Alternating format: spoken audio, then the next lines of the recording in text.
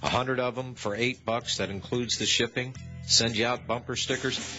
Help us spread the word, folks. We're in the right. Might equals right here. We're doing the right thing for the right reasons. Don't believe the propaganda that they're throwing at us. I love my country. I'm very pro-government. And I love God and country and family. Join us. All right, we are back. 800-313-9443 if you wish to call in with your questions or your opinions. Hopefully it's based on fact. By the way, I want to give a shout-out to Kevin up there in Northwest Indiana. The guy died last November, temporarily. Kidney failure. He's on dialysis, but up there in Northwest Indiana, Kevin, if you're listening right now, call in the network and give me your frequency so I can let people know. You can hear it in Southwest Michigan, Indiana, Northeast Indiana, all over the place up there. So, Kevin, give me a call, 800-724-2719 in the network. Let me know what the frequency is, and we'll let people know as they're traveling through Northwest Indiana. All right. Robin in California, you're the first up on the National Intel Report. How you doing? I'm doing fine. I haven't called for a while. What's up? I have a couple questions, one for Robbie and then one for whoever. First of all, Robbie, when you say that they ran out of blanks, I'm not clear what that means, and I was wondering if you could explain it. Blanks, technical term is planchards, and those are before they become coins, they just round discs. So you can't make coins without planchards. So, yeah, just to keep it simple, we call them blanks. Okay, all right, that explains that. Now, my other question is, hypothetically, suppose that they do impose the mandatory vaccinations, and I don't plan on getting it, as a lot of other people have said they don't plan on getting it. But what happens to little old me, and me being kind of a hypothetical, anybody in my neighborhood or whatever, what happens to me when they either haul me off or come to my door or whatever, and then all my planning goes out the window? What happens then? I mean, what then? Who's gonna be out there helping? Is this the whomever part of the question? Yeah, this is the other. You become a prisoner of war. There you go. They put you in a rail car and ship you somewhere. Yeah, but then are there going to be a lot of us like that? Well, if you don't have the arm bracelet, I suppose, yeah. And my suggestion would be, don't be there. Be someplace else. Well, that may be, but you never know where you might be at the wrong time. Well, and, people have asked me, well, gosh, people are selling off their toys, John. Why don't you sell your motorcycle? You could probably buy some silver. A motorcycle can go where cars cannot. So there is my avenue of escape. And Texas is a pretty doggone big place. There's not going to be any roadblocks for this kid. I will be gone. Good Texas tailwind and adios amigos. There's something very strange going on. Russia today warned all its citizens who are going to Wales next week for the, I don't know, Bob probably knows this, some soccer tournament, not to drink the water because of the swine flu and just drink whiskey. It sounds like a great idea.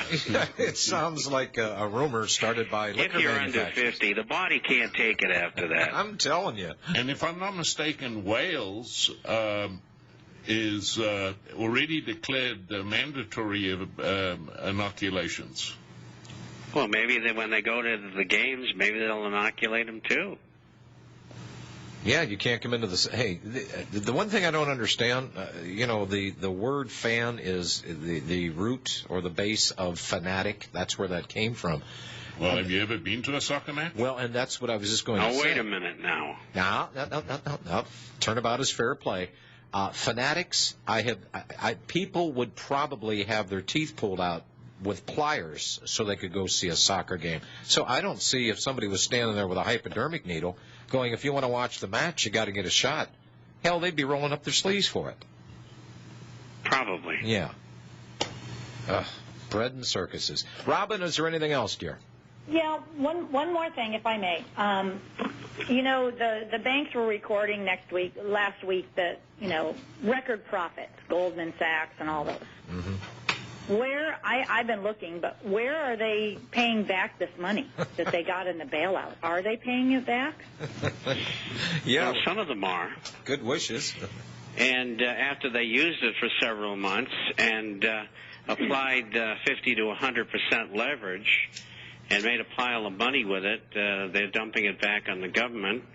And, of course, they still are carrying assets on their books in a mark-to-model, not mark-to-market. And What is that the means difference? is mark-to-market is the real value of something that's trading in the marketplace that you can say such and such traded at $1,000 today and put it down on your ledger. Mark-to-model is a totally different thing, and what that means is that this security doesn't trade very often, so you value it at what you think it is. And so if it's worth 30 cents and you put down 80, then that washes, and that's what's going on. And incidentally, the FASB, the financial, Barbie, help me here, financial accounting, we'll call it the International Accounting Board. They're going to change the rules back, and they want a mark-to-market, and there's going to be a big fight over it, and they're going to win, and the banks are going to have to tell everybody that they're broke.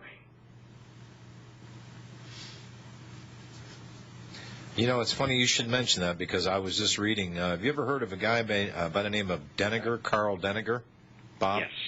Yes. His market ticker, he actually sent off a letter to Ms. Sheila Bair of the FDIC, and he brings up a very important point.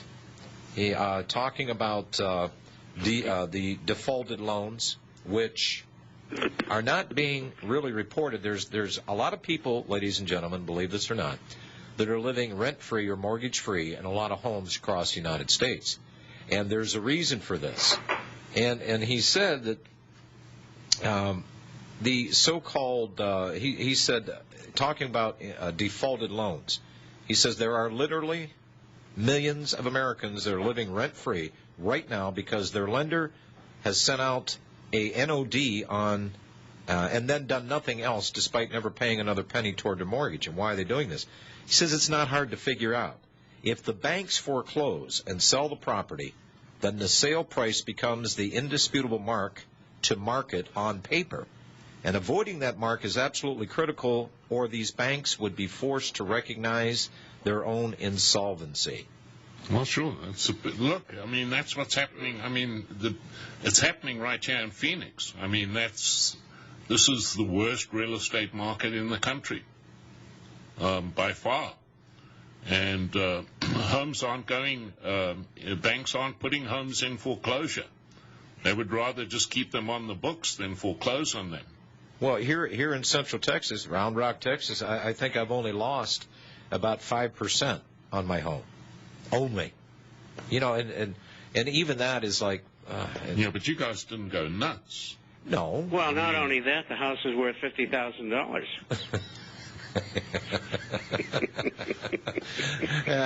And where are you living at, Mr. Chapman, right now? Well, I have a hut, and it's up in a tree, and the locals call me Dazan. Dazan. Thought you were going to say Buana. Buana. No, Buana means watch out, you're going to fall down. Paris. Right, Robbie? Yeah, I'm biggie on. God, you Rhodesians, I've never been able to figure out. That's Shona, isn't it, Robbie? Yes. Yeah. Paris in Illinois, or is that Paris, Illinois? Yeah, I have a couple of interesting comments. I have heard on the internet about this whole system may come down in October. The people are saying that this whole the fiscal year is going to end in the next 3 to 4 months, at the end of the year, and they say right now the stock market is going high, but it's all a sham. What do you think about that? Well, September is the end of the financial year for the U.S. government. And September 30th. yeah, and also, correct me if I'm wrong here, it's also the end of the financial year for fund managers. And it's also the end of financial year for the European group of banks that have been able to sell 500 tons of gold this year, and they sold 140. So they either don't have the gold or they know it's going up.